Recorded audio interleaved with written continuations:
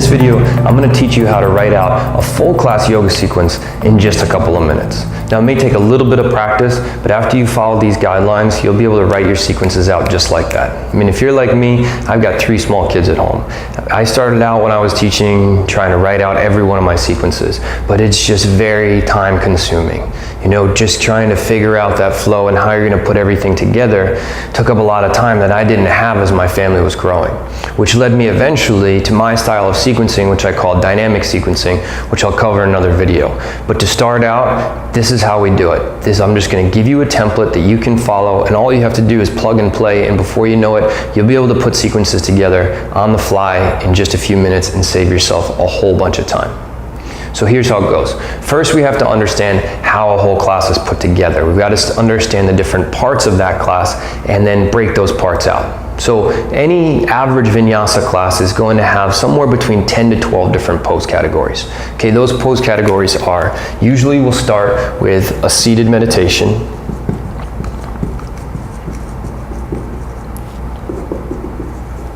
and or pranayama practice, right? Seated meditation or pranayama practice. This is a moment just to ground, to center, to get set, to set our intention, to announce our intention, to talk about our theme, whatever it happens to be on the front end. Then after that, we're going to move into the warm-up, okay? So number 2 is going to be the warm-up. And we can put, even in the warm-up category, we could put Sun A, because that will usually follow. The warm-up followed by Sun A. Okay, now the warm-up, it varies slightly, but you can have things like cat-cow, you can have your Surya Namaskar A, thread the needle, maybe it's seated, simple seated pose with some twist. Whatever it is, we're just starting with some simple movements to get the body breathing, get the body moving. After our warm-up, we're going to move, and our Surya Namaskar A, maybe Sun B, then we move into our standing poses. Now, standing postures are going to be broken up into 2 different categories.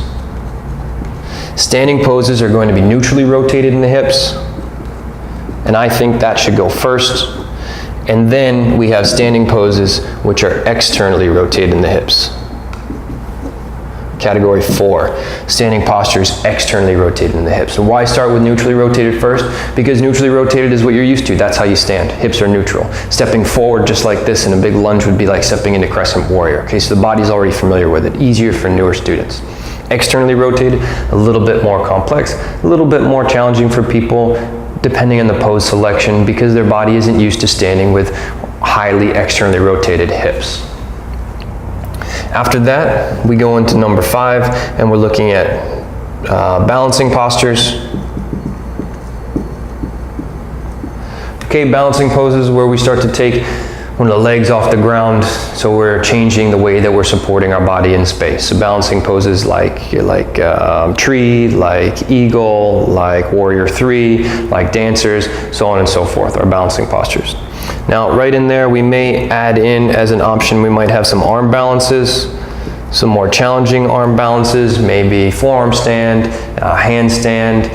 You can work in peacock or something like that, our arm balances. And then as an additional option, you might put some core work in here. Okay, now there's belly up core, there's belly down core, there's a lot of different core exercises there. It's an option, it doesn't have to be in every class, but some people like to include it. After that, we're going to go into the pose category of back bends. And then after back bends, we're looking at forward folds. And then number 10 here, we have our cool down, which includes savasana, which is sometimes, savasana, sometimes pulled out as it's a category in and of itself. Now, one thing that you don't see on this list is twists. And I don't put that as its own category because twist is kind of a floating category. It moves, it can be added into a lot of these other categories. Right? We can add twists into warm-up, we can add twists into our standing postures, we can add twists into our balancing poses, we can add twists through the core, we can add twists with our forward folds. There's a lot of areas where twists can be added in. So here's what we've got. We've got 10 categories. Okay, 10 categories, more or less. This is going to take you through a full vinyasa class, which follows kind of an arc curve. This bell curve that carries up and down with the peak somewhere right around the middle, peak of intensity somewhere around the middle of the class. So how do I create my sequence? Well, all you're going to do is you just have to list out these 10 categories, and then you leave a few lines under each one. So under each category, you put 1, 2, 3, or 4 poses. 1, 2, 3, or 4 poses. And you essentially build yourself a template. At the head of that, you're going to write the type of class that it is, the style, the level, and any theme that you might have. So you have, you also might want to include the time, depending on, if it's early in the morning or later in the evening, that could affect your sequencing, what type of flow you put together. So you would have the type of class, the intensity, what level it is, and then any theme that you might have. So you list that at the heading, then you put out your 10 categories, you put 3 or 4 lines under each one, and then all you have to do is just pick the poses that fit within those categories that aligns to your theme.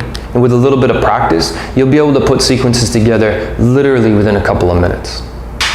So you can try that out, start sequencing. Now, the more comfortable you get with that, then we can talk about dynamic sequencing. Dynamic sequencing is creating a sequence in real time based off of feedback that you get directly from the students in your class. So you're creating your sequence as you go. And there are some principles that I'll teach you in another video as to how to start to get more efficient at dynamic sequencing.